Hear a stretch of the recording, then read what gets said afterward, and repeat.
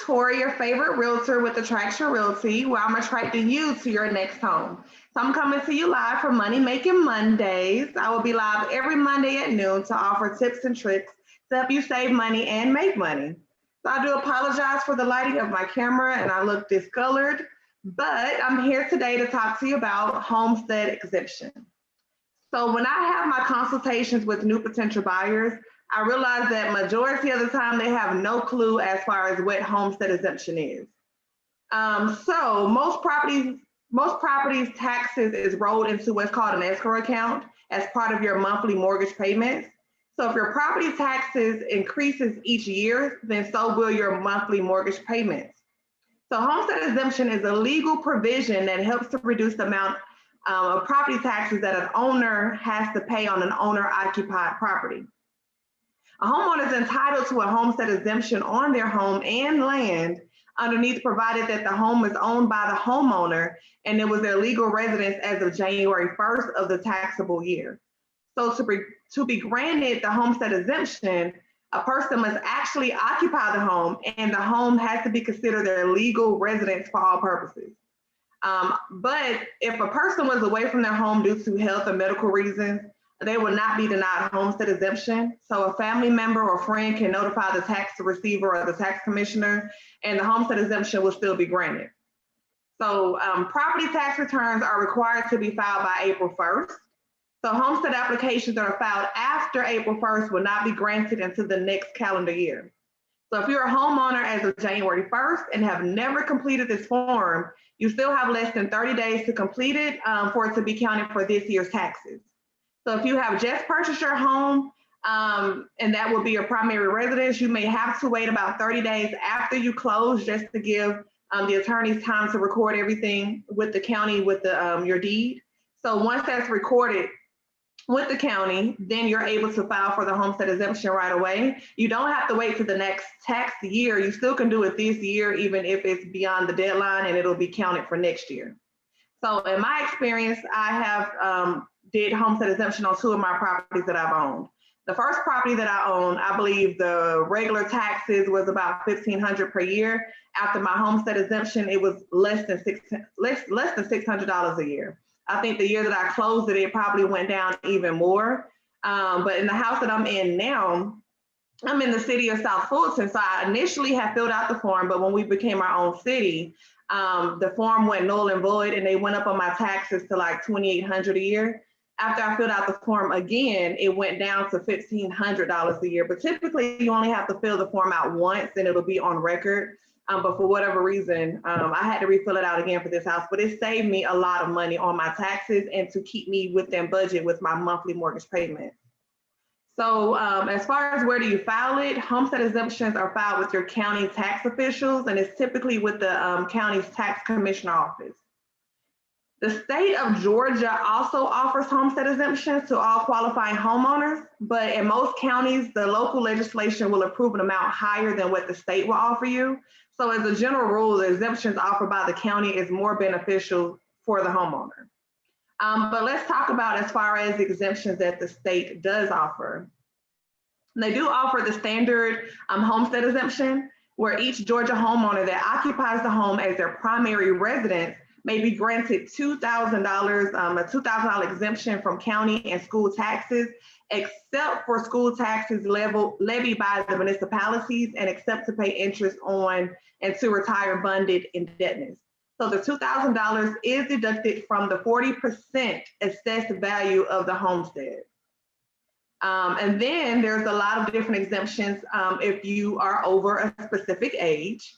So individuals over the age of 65 years old may claim for a $4,000 exemption.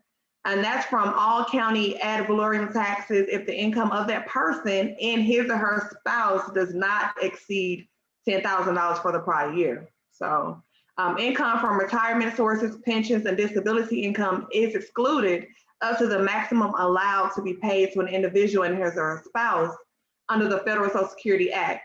So the Social Security maximum benefit was around $68,000, but always double check because those amounts do fluctuate from year to year.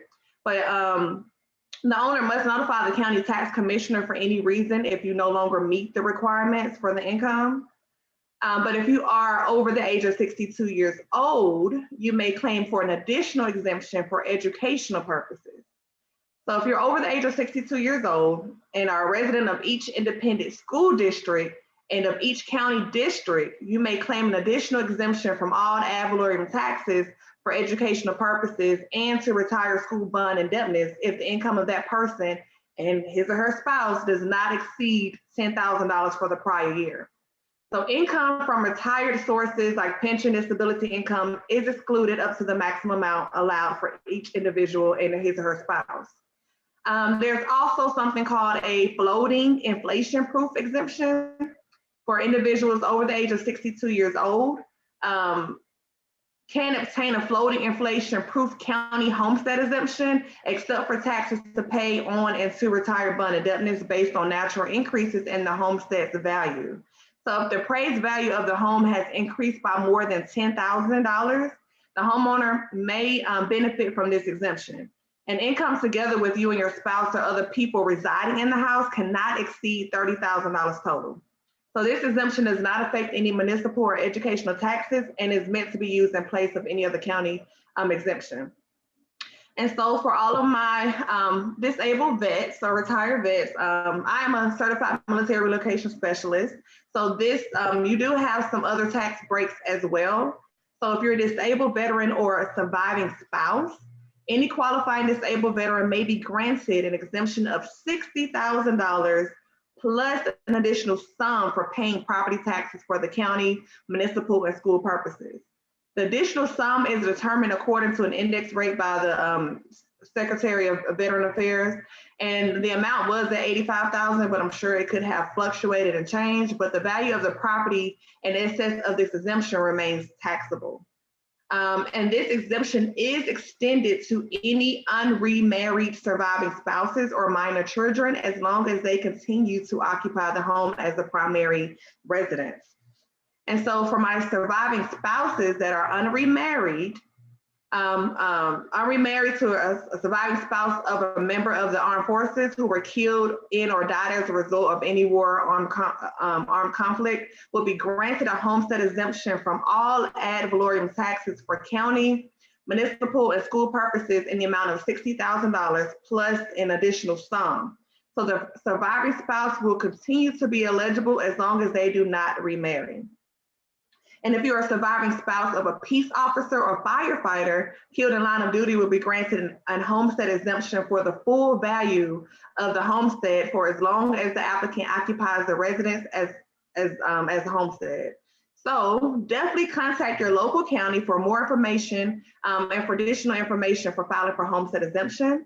So like I said before, the state does offer basic homestead exemption to taxpayers that qualify, but your county may offer more beneficial exemptions. And so whether you're filing for homestead exemption offered by the state or county, definitely contact the tax commissioner or tax assessor's office for your county for more information and clarification about qualifying. So that's my time for the day. I hope this brought value for those who had no clue what homestead exemption is, but please take advantage and save money on your taxes and to keep your monthly mortgage payments in your budget that you're comfortable with. So I see you again tomorrow at noon for Talk to Me Tuesdays, and then I'll be back again Wednesday at noon for Hump Day House Hunt. All right, have a good day.